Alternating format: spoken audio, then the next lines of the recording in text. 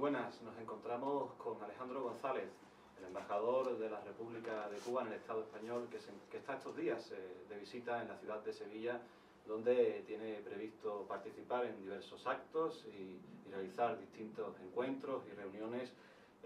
Desde el movimiento de solidaridad con Cuba en Andalucía no hemos querido dejar pasar esta propicia ocasión para conversar con él y para analizar los últimos acontecimientos políticos y económicos que se vienen produciendo en la isla. Así que, sin más dilaciones, pasamos ya a saludar a Alejandro González.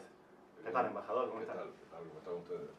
Bueno, pues, antes que nada, como se suele decir, la actualidad manda y resulta obligado preguntarle por ese terrible huracán Sandy que recientemente azotaba a la isla, ocasionando la pérdida de 11 vidas humanas y cuantiosos daños y desperfectos en buena parte de la isla. ¿Cómo está la situación en estos momentos? ¿Cuáles son los últimos datos que usted maneja en relación con este suceso meteorológico que nos ha golpeado y nos ha entristecido enormemente a los amigos de Cuba? Bueno, primero aprovecharía la ocasión para agradecer las innumerables muestras de solidaridad con Cuba, con el pueblo cubano, que ha tenido lugar aquí en el Estado español, particularmente en Andalucía también y en otros lugares, y desde el movimiento Solidaridad con Cuba, y no solo, en sentido general, de la población española, desde el punto de vista de expresar su solidaridad con nosotros ante esta situación meteorológica que hemos tenido. Como ustedes saben, Cuba está en el medio de la ruta de los huracanes, de los grandes huracanes que se forman en el Atlántico, y cada cierto tiempo, en determinados periodos del año, pues tienen lugar estos eventos meteorológicos que con el cambio climático cada vez son más frecuentes y son más duros, fuertes, poderosos, vientos huracanados muy fuertes que ocasionan todos estos destrozos. En este momento nosotros todavía estamos en el proceso de evaluar, digamos, los daños, que han sido relativamente importantes, hay que decirlo, sobre el paso de este huracán por las provincias orientales de Cuba. Por fortuna su recorrido no se desvió al oeste, lo que hubiera significado, digamos, una trayectoria más perjudicial todavía sobre nuestro país. O sea, tocó tierra y salió rápido, pero no dejó de tener un área de lluvias muy fuerte y de vientos muy fuertes, ocasionando pérdidas significativas en la zona oriental del país. Y lamentablemente, a pesar de la preparación que ya tiene nuestro país para enfrentar estos fenómenos meteorológicos, en el nivel de organización, etcétera, en la cuestión preventiva, todo lo que hacemos cuando vemos que se está acercando, bueno, hubo que lamentar esta vez la pérdida, como dijiste, de 11 vidas humanas, lo cual nos entristece profundamente, ¿no? Como consecuencia, algunas causas todavía no estaban esclarecidas, derrumbes, etcétera, y bueno, en eso andamos. Pues esperemos que las labores de recuperación marchen bien, sean efectivas y que lo antes posible la normalidad se restablezca. Sí, ya inmediatamente que se sale de un evento de este tipo, pasamos a la fase de recuperación, donde tenemos todo un procedimiento establecido por parte de la Defensa Civil en Cuba, y todo el pueblo se vuelca, por supuesto, no solo los organismos gubernamentales, sino todo el pueblo de las zonas afectadas y otros colindantes que ayudan, se vuelcan en esas labores de recuperación, de sacar escombros, saneamiento de agua para garantizar agua potable, en fin, generalmente las afectaciones fundamentales son en el sistema de tendido eléctrico, y en otras además, volver a restablecer allí donde se pueda el regreso de las personas evacuadas a los hogares, del ganado que también se trata de resguardar y los animales que se tratan de resguardar, y bueno, todo tratar de que en el menor tiempo posible se pueda volver a la normalidad. Ya estamos en ese proceso. Yo pienso que los próximos días habrá una situación totalmente normal. Pues continuamos ahora, si le parece, embajador, abordando otra otro de los asuntos por los que Cuba es noticia estos días y que tiene que ver con la decisión de su gobierno de suprimir el permiso de salida para viajar al exterior de la isla. ¿Cómo ha acogido la población cubana este anuncio y lo que más nos interesa, ¿no? ¿Cuáles van a ser las implicaciones que va a tener la aprobación y aplicación de esta medida? Bueno, efectivamente, como ustedes conocen, ha tenido lugar una decisión del gobierno de Cuba de actualizar la política migratoria nuestra, de nuestro país, a las condiciones actuales de hoy. El tema migratorio ha sido, desafortunadamente, a través de todos estos años, parte también del diferendo entre Cuba y Estados Unidos por la acción del gobierno norteamericano de tratar de politizar, digamos, la migración cubana. Ustedes conocen, hay medidas que se toman en Estados Unidos que estimulan la inmigración ilegal desde el punto de vista de nuestro país. Una historia larga de cómo Estados Unidos trató también de utilizar en su guerra permanente contra Cuba, en su política de hostilidad contra Cuba, el tema de la migración. Cuando nosotros triunfó la revolución, por ejemplo, habían 6.000 médicos en Cuba. Estados Unidos incentivó la salida del país de casi 3.000 médicos, con la pretensión, bueno, de dejarnos sin médicos, que hubiera sido un golpe tremendo, digamos, para las posibilidades de un Estado de atender a su población, garantizar su sistema de salud. Luego la revolución formó muchos médicos. Hoy tenemos uno de los per cápita más altos de médicos por habitante. Tenemos un médico cada 170 habitantes, algo así más o menos, y tenemos una escuela de medicina. Hemos formado además muchos médicos de otros países latinoamericanos y del tercer mundo, lo cual es una modesta contribución de nuestro país que es altamente apreciada. Pero esa fue una de las cosas. Estados Unidos no ha renunciado, digamos, a su política de robo de cerebros. Por lo tanto, nosotros en determinados momentos tuvimos que adoptar medidas para protegernos de esa situación, tomando en consideración que nosotros hacemos un esfuerzo extraordinario para formar de forma gratuita a nuestros profesionales, no solo en la salud, sino en todas las ramas del saber. Y un Estado que eso no puede darse el lujo de perder a sus profesionales, que son en definitiva parte de la base del desarrollo del país. Cada vez Estados Unidos tiene programas para que los médicos internacionalistas nuevos, nuestros cubanos que están en diversas partes del mundo, deserten, o sea, incentivan la deserción, de que se vayan, que abandonen sus misiones, etc. Tienen programas específicos, darles facilidades cuando llegan al territorio de Estados Unidos, toda una acción dirigida hacia eso. Y eso forma parte también de la situación de nuestros migrantes. Cuba tiene ciertamente algunos núcleos de migrados importantes, tiene uno muy importante aquí en España, más de 100.000 cubanos, por diversas razones viven en el país, pero es una ficción pensar que todos los cubanos que viven en el exterior, ni mucho menos, ni siquiera la mayoría están contra la revolución, independientemente del uso que trata de hacer el gobierno norteamericano al respecto. Y Cuba, desde hace varios años ya, muchos años, viene implantando una política de tratar de normalizar, digamos, las relaciones con sus emigrados y defiende que allí donde hayan emigrado, digamos, que son patriotas, aunque por diversas razones se casaron con un extranjero o quisieron ir a probar suerte, fortuna en otro lado, buscando mejores condiciones económicas, lo que fuera, pero mantienen una actitud de respeto a su país, se oponen a la política de bloqueo contra Cuba, contra su pueblo, que al final es su propio pueblo, son sus propias familias que quedan en Cuba las que sufren los efectos de ese bloqueo. Pues nosotros tenemos una política de total, digamos, puertas abiertas y de relación y de vínculo e interés de estrechar esos vínculos con esos emigrados. Existen hoy importantes organizaciones de emigrados a lo largo de todo el Estado español, de toda Europa, que hacen sus encuentros.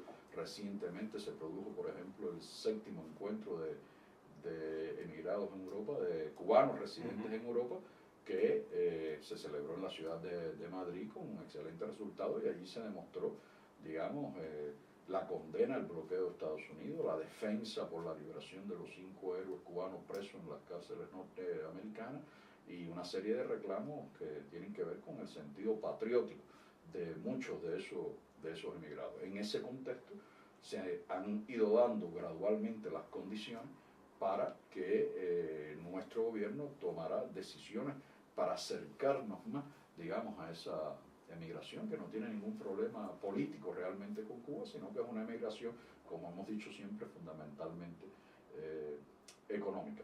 Más recientemente se toman las medidas a las que haces referencia en el sentido de suprimir algunos requisitos que existían para la salida, digamos, de personas naturales de Cuba a diferentes puntos. Hoy, en este minuto, lo que a partir de estas medidas se comenzarán a surtir efecto en enero del próximo año, y se ha planteado que se suprime el permiso de salida, se suprimen una serie de requisitos.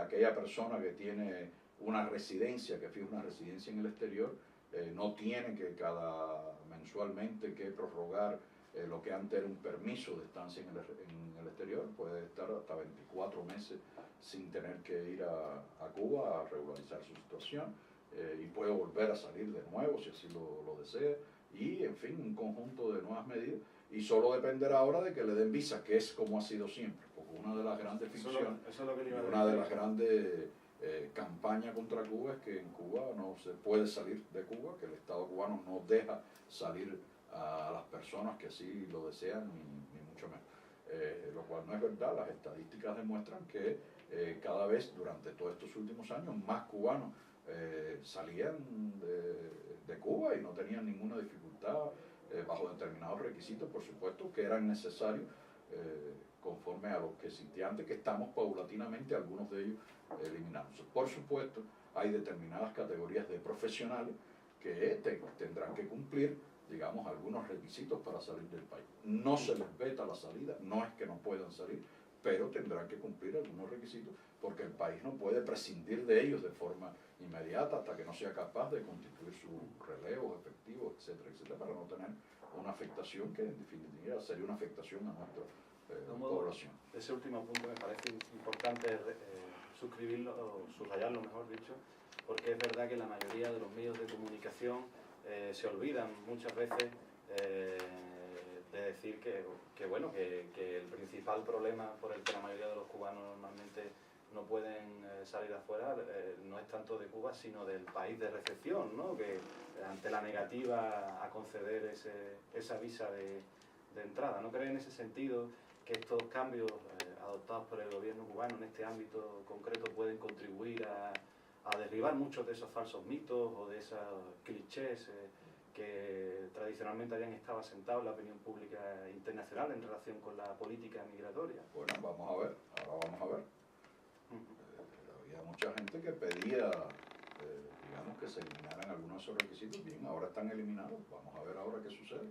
Vamos a ver si le van a dar visa fácil y abundante a aquellos ciudadanos cubanos que quieran emigrar o salir por un periodo determinado de tiempo.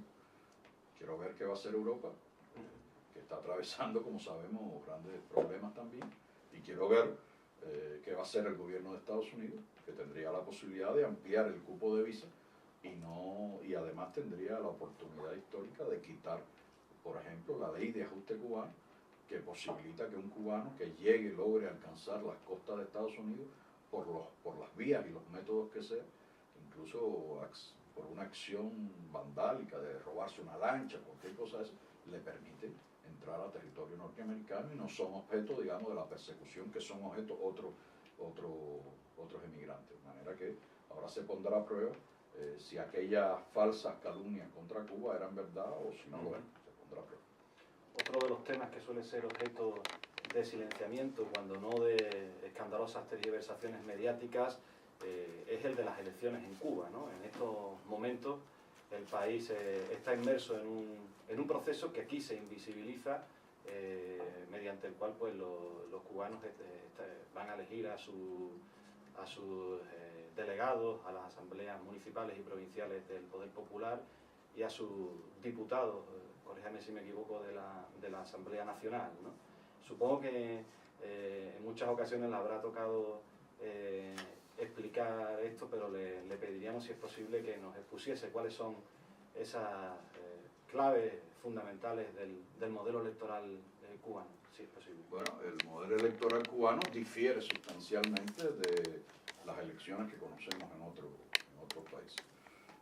A Cuba se le acusa, por ejemplo, de que es un sistema de partido único, de que no permite el pluripartidismo.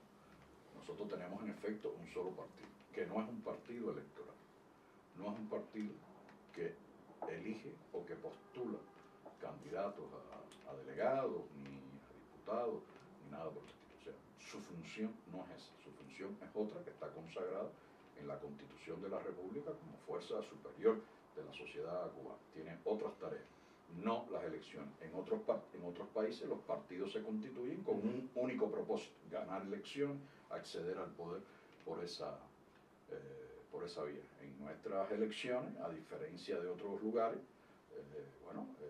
las campañas suelen ser, digamos, más transparentes, diría yo. No dependen de quién tenga más dinero para colocar más pasquines o pagar cuñas televisivas. No depende de las recaudaciones de dinero que se puedan hacer junto a los sectores económicos interesados, etcétera, por uno u otro candidato para recaudar fondos y sobre esa base hacer campañas más fastuosas, mayores desplazamientos, etcétera. No depende de eso. Los candidatos al poder popular, los delegados, que lo que hemos hecho ahora es la elección a delegados municipales, los delegados nuestros son propuestos de forma directa por el pueblo en asambleas de barrio, en las diferentes circunscripciones. Y primero se conoce, se hace pública la lista de electores para que todo el mundo pueda saber cuántos van a elegir y quiénes son en cada circunscripción, y posteriormente se pone en igualdad de condiciones, se pone, digamos, la biografía y la foto al mismo tamaño, en el mismo lugar, con la misma visibilidad, ni más ni menos, de los que optan, digamos, a una determinada candidatura. En Cuba, un diputado, un candidato, un delegado puede ser revocado sin tener que esperar a que culmine su mandato. O sea, si esa persona no cumple las funciones para la cual fue elegida por el pueblo, sus electores pueden sentarlo y decirle: usted no ha cumplido sus funciones para lo cual lo he elegido, y por lo tanto usted cesa en sus funciones. No hay que esperar a que cometa o acumule suficientes errores y termine un mandato para que pueda ser por otra elección revocado o sacado, digamos, de la ley por otro candidato. En Cuba, nuestros diputados, la inmensa mayoría, salvo el equipo profesional de la Asamblea Nacional, que asegura los servicios de las comisiones permanentes, elementales, etcétera, y el personal directivo, pero no gana dinero por esa función, no recibe un salario por esa función, ¿entiendes? No es lo que se llama en muchos lugares los políticos, que viven de la política, sin entrar a menospreciar nada, ningún sistema. No estoy diciendo ni siquiera que sea el nuestro el mejor sistema, estoy diciendo que es el que funciona en las condiciones de un país como Cuba y el que permite ejercer una verdadera democracia según lo que nosotros entendemos por democracia, que es el poder real del pueblo y la participación real del pueblo. Hay muchas elecciones donde tienen todo el dinero del mundo para hacer esas elecciones, tienen toda la tecnología, tienen todo lo que se supone que debería garantizar la voluntad popular, pero jamás hemos visto a los pobres acceder al poder. No sé por qué, pero nunca lo hemos visto. O sea que algo habrá ahí que les impide muchas veces a las amplias capas populares, bueno, tener una representación verdadera. Por lo tanto, nosotros tenemos una forma de entender la democracia que no es perfecta seguramente, que tratamos de mejorarla todos los días, pero que es la permanente expresión de la real voluntad del pueblo expresada en el poder popular. Es lo que puedo decir sobre esos temas. Acabamos de tener un ejercicio donde participó más del 90% de alrededor de casi 8 millones de electores. O sea, una 8,5 creo que es el padrón, muy alta, como suele ser. Hubo 9% de votos en blanco, nulo, correcto. También es normal que así sea. Hay gente que expresa, digamos, se expresa de esa manera. Bueno, correcto, tienen la posibilidad de hacerlo también. Pero si lo comparas con otras elecciones en otros lugares, no solo en América Latina, sino en otros lugares, es una votación altísima que expresa también el deseo, la confianza del pueblo en ese sistema. en esa forma de votar, porque si a la gente no le interesara, si la gente estuviera desencantada con su forma o la forma de hacer la política en Cuba, si la gente no tuviera confianza en las elecciones, no fuera a votar, porque además nadie es obligado a ir a votar en Cuba, es otra cosa, un voto libre, totalmente secreto, custodiado además por nuestros niños, como conocen los que han ido a ver. Y después el conteo de votos se hace de forma abierta, quien quiera verlo en el barrio, las personas que han participado en la elección, o incluso extranjeros, transeúntes que estén por ahí, pueden participar de un acto que es totalmente transparente. Es lo que puedo decir. Los llamados disidentes, por tanto, tienen la posibilidad de concurrir a esos comicios y de presentar y de defender ante sus conciudadanos su proyecto de país. Sí. Teóricamente no lo han conseguido. Sin embargo, habitualmente... Teóricamente sí. Podrían levantar la mano, podrían ser elegidos por un grupo, hay que tener 50 más 1 de los votos, por supuesto, porque de eso se trata, la democracia expresa la voluntad de la mayoría. Bien, no lo logran conseguir porque nuestro pueblo sabe quiénes son y qué representan y qué intereses defienden. Ahora tendrían teóricamente la posibilidad de ser elegidos, propuestos, competir de buena lid, o incluso autoproponerse, levantar la mano y proponerse ahí en una circunscripción de barrio. Yo quiero ser elegido candidato porque yo quiero derrocar a la revolución por las vías del sistema que tenemos y acceder a la Asamblea Popular y convertirme después en diputado nacional. Pudiera ser, pero no lo hacen. ¿Por qué? Porque no saben que no sacarían no los votos suficientes para ganar, sino absolutamente no tienen ningún respaldo popular en nuestro pueblo. Cuba afronta también en el presente una importante etapa de cambios que se encaminan fundamentalmente a perfeccionar y a actualizar su modelo socialista. ¿Cómo se están desarrollando estas transformaciones, embajador? ¿Qué riesgos y qué oportunidades entrañan? O lo que es lo mismo, ¿hacia dónde se dirige Cuba en estos momentos? Cuba se dirige a mejorar su socialismo, a hacerlo sostenible económicamente, perdurable y hacerlo mejor, con el propósito siempre de resolver y satisfacer las necesidades esenciales de nuestro pueblo, garantizar las conquistas de la revolución por las cuales el pueblo defiende a su revolución. O sea, este proceso de ninguna manera podría significar abandonar esas conquistas, porque perdería entonces la revolución todo su sustento popular, sus bases. Por lo tanto, de lo que se trata aquí es de tratar de adaptarnos a las circunstancias del mundo de hoy, de la crisis global del capitalismo, seguir luchando contra el bloqueo económico, que de eso podemos hablar también, y en esas condiciones tratar de corregir aquello que haya que corregir en nuestra práctica del sistema económico y poder avanzar.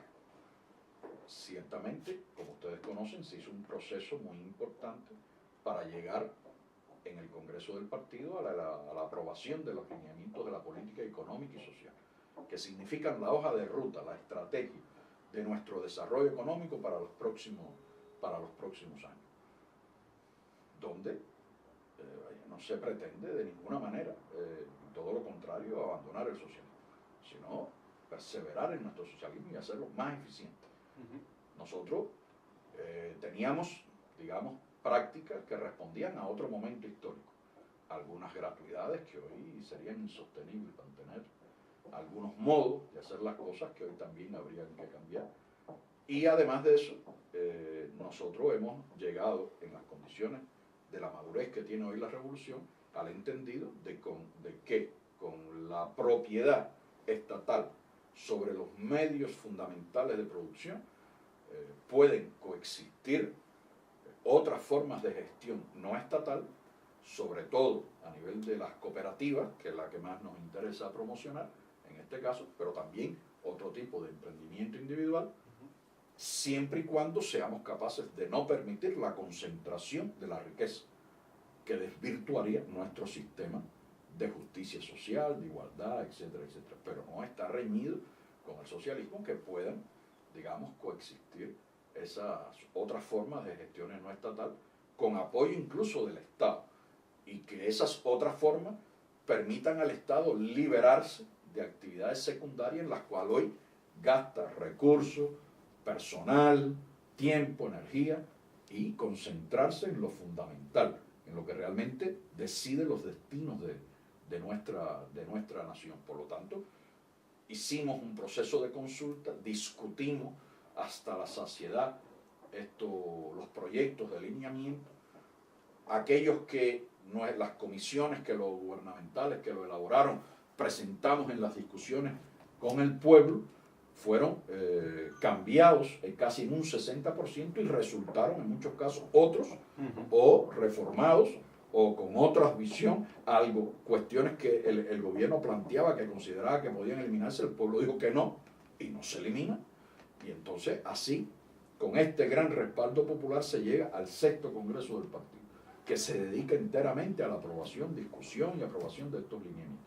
Y es lo que tenemos hoy, y ya está en proceso de implementación aceleradamente, como dice el compañero Raúl, sin pausa, pero sin prisa, porque nosotros tampoco podemos darnos el lujo de equivocarnos, entre otras razones, porque tenemos un vecino del norte que trata siempre de aprovechar cualquier equivocación que podamos tener. Entonces, lo que yo te podría decir es que eso marcha bien, genera expectativas positivas en nuestra población, refleja los intereses de nuestro pueblo. No conozco yo que para definir lo que en otros países se define en los conciliábulos del partido gobernante, por ejemplo, se haya definido como nosotros en las grandes calles de Cuba, en la consulta popular con todo nuestro pueblo de la forma más masiva posible. Eso marcha bien, depende ahora de nosotros, por supuesto, de que podamos llevarlo adelante, y aquello que por el camino haya que corregir también lo corregiremos, si la práctica nos demuestra que hay otra manera de hacerlo mejor. Obviamente, si nosotros no tuviéramos el bloqueo criminal de Estados Unidos contra Cuba, las cosas serían mucho más fáciles para Cuba. La implementación de estos mismos lineamientos, nosotros podríamos hacer muchas cosas, pudiéramos acceder a más recursos para hacer más cosas en favor de nuestra población, como es la voluntad siempre de nuestro gobierno, pero nosotros tenemos que hacer todo esto en condiciones muy difíciles.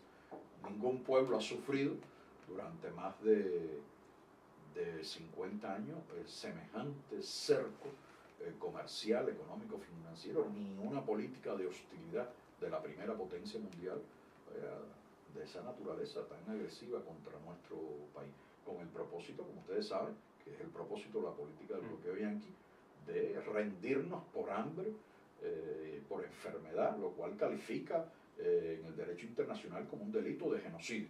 Hace más de 20 ocasiones, por 21 ocasiones, vamos a presentar el próximo día 13 de noviembre la resolución que en estos últimos 20 años he estado presentando de Cuba, que llama o exige el levantamiento incondicional inmediato del bloqueo de Estados Unidos contra nuestro pueblo, y que en las sucesivas votaciones de todos estos años, ustedes saben, ha concitado cada vez más el apoyo abrumador de los países que integran las Naciones Unidas, a la opinión pública internacional, y que el gobierno de Estados Unidos desoye soberbiamente, a pesar de que se queda aislado con algún satélite ahí que lo apoya, pero en una minoría, en una total orfandad, en un total aislamiento en ese tema. Este año, en la Asamblea General, 48 jefes de Estado han hablado explícitamente en sus intervenciones sobre diversos temas del acontecer mundial, de la necesidad y de la urgencia de levantar incondicionalmente el bloqueo de Estados Unidos contra Cuba, lo cual coloca al tema en el quinto en importancia dentro de los grandes temas que se han discutido en Naciones Unidas, para que ustedes vean cómo es. Nosotros estamos convencidos que el próximo día 13 vamos a recibir una vez más el respaldo casi unánime de la Asamblea General de las Naciones Unidas, y bueno, continuaremos nuestra denuncia, denunciando este acto cruel, inhumano del gobierno de Estados Unidos contra nuestro país, a pesar de lo cual hemos llegado hasta aquí y seguiremos. Pero obviamente, si no existiera esa circunstancia, nosotros estaríamos en mejores condiciones. Hoy se puede decir de avanzar, hoy se puede decir que lo que impide realmente el proceso de despegue, de desarrollo económico de la nación cubana, es el bloqueo de Estados Unidos, el bloqueo económico, financiero y comercial, que no es una ficción, que lejos, a pesar de las expectativas que se generaron con el presidente Obama a principio de su mandato, lejos de aflojarse, lo que se ha hecho es recrudecerse, sobre todo en el aspecto de la persecución a nuestras operaciones financieras de comercio exterior, internacionales, haciéndolo la vida difícil realmente y teniendo que gastar los recursos que prácticamente no tenemos en un esfuerzo extraordinario de nuestro país para poder, resolver las cosas esenciales de nuestra población. Más o menos. Pudiera hablar mucho de ese tema, pero... Bueno, en paralelo a la realidad de la isla, el movimiento de solidaridad con Cuba aquí en el Estado español también ha evolucionado, tanto en sus fines como en sus acciones. A mí me gustaría preguntarle, embajadora, cuáles son, a su juicio, los principales retos y las tareas más destacadas que nos va a tocar afrontar en los próximos tiempos. Yo creo, y siempre que tengo oportunidad, expreso la profunda gratitud de nuestro pueblo por esa solidaridad permanente de los amigos nuestros en todo el mundo, pero bueno, particularmente aquí en España, que es donde me encuentro trabajando y es la que puedo apreciar directamente. La verdad que en todo el Estado español, a lo largo de toda la geografía del Estado español, hay un potente, vigoroso movimiento de amistad, solidaridad con Cuba, que expresa un cariño secular entre nuestros dos pueblos. Debo decir que es en dos direcciones. También nosotros sentimos un cariño especial por los españoles, por todos los pueblos de España, y lo demostramos ya en circunstancias dramáticas de otras épocas. Cuba fue, por ejemplo, el país que más voluntario envió aquí a defender la República, si todos recordamos aquella grande batalla. Y nosotros agradecemos inmensamente eso. Sé que vamos a continuar teniendo el apoyo de la primera prioridad de la lucha de nuestro pueblo, que es la batalla contra el bloqueo, porque estamos convencidos que con nuestro esfuerzo, con nuestra resistencia y con la solidaridad internacional, nosotros vamos a derrotar un día esa política de Estados Unidos. Estados Unidos se verá obligado a razonar y a darse cuenta que es una política que no solo es cruel y inhumana, sino que no da ningún resultado y que no ha conseguido el resultado, y es un total fracaso, y por lo tanto tendrá que levantarla y pasar a una etapa nueva, diferente, de una relación normal, que es lo que queremos, de vecindad. Ellos consiguen tener relaciones con países que son de un sentimiento político o que expresan una práctica política parecida al que tiene Cuba. Ellos tienen relaciones con China, un país comunista, de partido comunista, tiene relación con Vietnam, y nos parece muy bien que así sea. No consiguen tenerla con nosotros, que estamos tan cerca. Ya se sabe que por el lobby de los cubanos, de origen cubano, extremistas de Miami, la mafia terrorista, que es un sector minoritario y cada vez más minoritario. Hay dentro de los propios Estados Unidos muchas personas que hoy, de diferentes sectores, sector económico, comercial, político incluso, y hasta en la propia comunidad de origen cubano, que ya están cada vez más reacios a que se mantenga esta política, porque se dan cuenta que no tiene sentido, que lo normal sería que Cuba y Estados Unidos pudieran tener una política con sus diferencias de buena vecindad, que ayudara a preservar la paz, de comercio, de relaciones normales, de mutuo beneficio, que nosotros incluso le hemos propuesto. Nosotros a Estados Unidos, sin exigirle nada a cambio, le hemos propuesto avanzar, por ejemplo, en determinados acuerdos o en cooperaciones puntuales, aunque fuera eso, en temas de mucha importancia, que deben ser sobre todo de importancia para Estados Unidos, como por ejemplo en la lucha contra el tráfico de drogas. Cuba, como ustedes saben, Cuba no tiene un problema de droga, pero está en la ruta de la droga que va de América del Sur, gracias a la demanda que generan los grandes mercados consumidores de droga, especialmente Estados Unidos. Y eso es un problema sobre todo para la juventud norteamericana. Nosotros le hemos dicho al gobierno de Estados Unidos, estamos dispuestos a avanzar en una cooperación para luchar contra eso. Le hemos dicho, estamos dispuestos a avanzar en algún tipo de cooperación para luchar contra la trata de personas, contra el tráfico de personas. Le hemos dicho, estamos dispuestos a avanzar en algún tipo de cooperación, un tema que para ellos dicen que es fundamental para ellos, como es la lucha contra el terrorismo.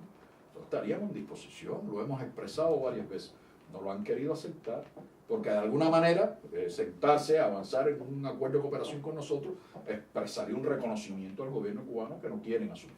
Entonces, pero además le hemos dicho más, le hemos dicho, estamos dispuestos, eso lo ha dicho el compañero Raúl, estamos dispuestos a sentarnos a discutir todas nuestras diferencias, todas, con una sola condición, que no haya condición, que nos tratemos de igual y que se respete la soberanía de Cuba y que se respete la dignidad de Cuba.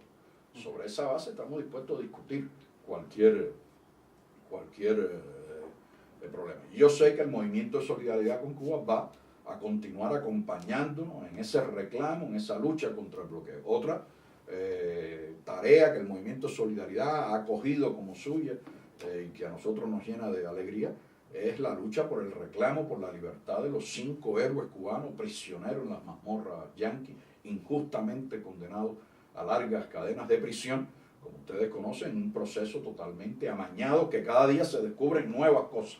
Recientemente se descubrió que el gobierno norteamericano pagó periodistas, órganos de prensa, para crear un ambiente hostil, prácticamente de intimidación sobre el jurado que iba a actuar en ese juicio. Es una situación de histeria que necesariamente tenía que influir en un juicio. Por eso nosotros defendíamos que Miami no era una ciudad, ni mucho menos, para garantizar una neutralidad, el debido proceso en ese juicio contra Cuba. Y ahí se cometieron todas las violaciones que se puedan cometer en un proceso judicial, se han cometido en el juicio con los 5 compañeros nuestros, reconocidos incluso por órganos importantes de Naciones Unidas u organizaciones internacionales, hasta Amnistía Internacional, que no suele ser cariñosa con Cuba, ni mucho menos, ha reconocido que cuando menos hubo irregularidades en ese proceso y que sería recomendable que se realizara de nuevo.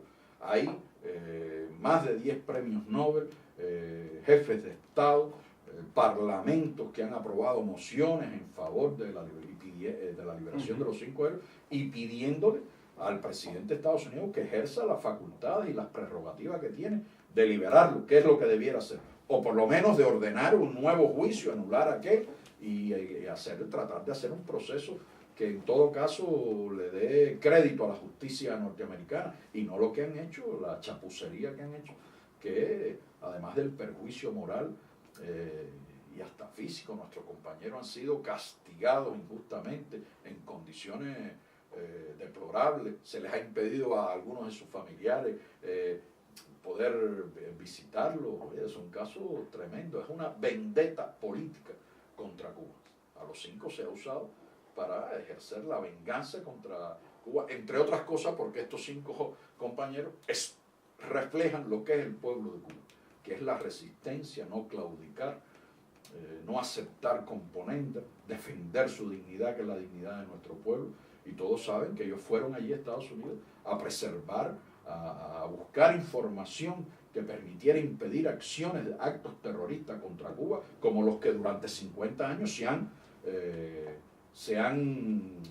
desde el territorio norteamericano se han financiado y se han realizado contra nuestro país. Y de hecho, y de paso también, preservar vidas de norteamericanos, porque estos grupos extremistas lo que hacen es tratar de crear situaciones límites de conflicto que provoquen un encontronazo entre nuestros 2 gobiernos, entre nuestros 2 países. ¿Y es usted optimista con respecto a una posible liberación en un plazo relativamente? Bueno, los cubanos nunca somos pesimistas. Si fuéramos pesimistas nos hubiéramos rendido ya. Y la historia de nuestra revolución demuestra que nosotros tenemos un profundo optimismo en nuestro pueblo, en nuestras ideas, en la justeza de nuestros reclamos. Por lo tanto, vamos a seguir perseverando en eso, vamos a seguir reclamando, es una de las prioridades de nuestro pueblo. Recuerdan el niño Elian, el pueblo de Cuba no se rindió en su justo reclamo de apoyar al padre de Elian para recuperar a su hijo, que era lo justo. Y conseguimos en aquella oportunidad derribar el muro de silencio que inicialmente se logró, inclusive ganarnos a la opinión pública norteamericana para forzar al gobierno de ese país a que adoptara la única decisión posible, que era rescatar a ese niño y devolverlo a su padre. No había otra opción. Nosotros vamos a continuar con esta batalla por todas las vías a nuestro alcance. Y si estuvieran ya agotadas las vías jurídicas, pues continuaremos una batalla política que concita hoy cada vez más apoyo, como te decía, de la comunidad internacional también, y mucho apoyo de aquí en el Estado español, que donde hay un comité por la liberación de los 5 a nivel del Estado español, hay otro en Madrid, hay otras organizaciones. Yo me he quedado maravillado porque cuando veo que algún parlamento, algún local, algún ayuntamiento aprueba una moción por la liberación de los 5 cubanos prisioneros en Estados Unidos, que a pesar de que pueda ser en un lugar muy pequeño, tiene el enorme valor de que se sabe que allí, en ese lugarcito donde a lo mejor hay otras prioridades para los pobladores de ese país, los representantes de esos pobladores, bueno, consiguen hacer aprobar algo que es de justicia internacional. Desde luego que sí. Hemos hablado, embajador, del movimiento de solidaridad en el Estado español con Cuba. Vamos a hablar, si le parece ahora, de las relaciones que existen a nivel diplomático. ¿Cómo son actualmente las relaciones entre España y la República de Cuba? Bueno, yo diría que las relaciones son normales. Se ha recuperado el intercambio económico-comercial paulatinamente. En 2008 tuvimos un momento bueno, después en el 2009 bajó como consecuencia de la crisis aquí, de nuestros problemas allá, con los fenómenos climatológicos 2008, y ahora paulatinamente se ha empezado a crecer nuevamente y nos vamos acercando, digamos, a una cifra relativamente importante. Intercambio comercial anda por los 800 millones, un poco más. Yo espero que esa tendencia continúe. A nivel de la cooperación económica, bueno, nosotros comprendemos que hay un momento ahora donde se reducen las posibilidades de España, que ha sido ciertamente en periodo anterior un país que ha favorecido, digamos, la cooperación al desarrollo con fondos gubernamentales a través de la Agencia de Cooperación. Bueno, ahora no es el mejor momento quizás para eso, pero siempre ha existido una historia cálida, yo diría, y profunda de cooperación, incluso de cooperación descentralizada también, de los ayuntamientos con respecto a Cuba, ¿no? De darnos una mano en muchas cosas que nos fueron necesarias en determinadas circunstancias. A nivel político existe diálogo. Yo diría que estamos en una situación normal. Siempre las cosas pueden ser mejor, por supuesto.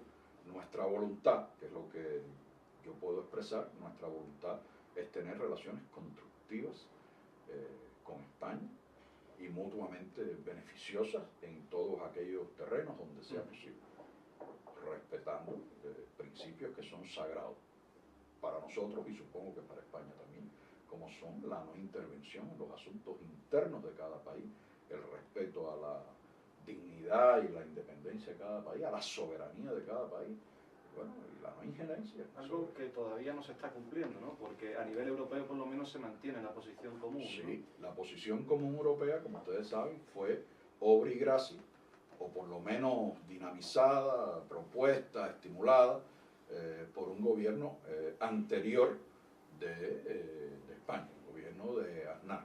Y es una posición que Cuba nunca ha aceptado por considerarla totalmente injerencista en nuestros asuntos internos, hipócrita, que establece condiciones que son inaceptables para nuestro país, etc. Europa consigue tener, digamos, acuerdos de cooperación, por ejemplo, con casi todos los países del mundo, con países que tienen un solo partido y con otros que no tienen ningún partido. Pero bueno, son países con los que tienen intereses, a lo mejor son países, algunos de ellos que tienen mucho petróleo, otros que tienen muchos consumidores, en fin. Pero bueno, con Cuba, por esta política sesgada, no hemos conseguido que ¿Ese se tema establezca está estancado o se están estableciendo conversaciones para arreglarla? Ese tema depende de Europa. Depende de la voluntad de Europa y nosotros lamentamos que se hayan demorado tanto en todos los análisis que hacen al respecto.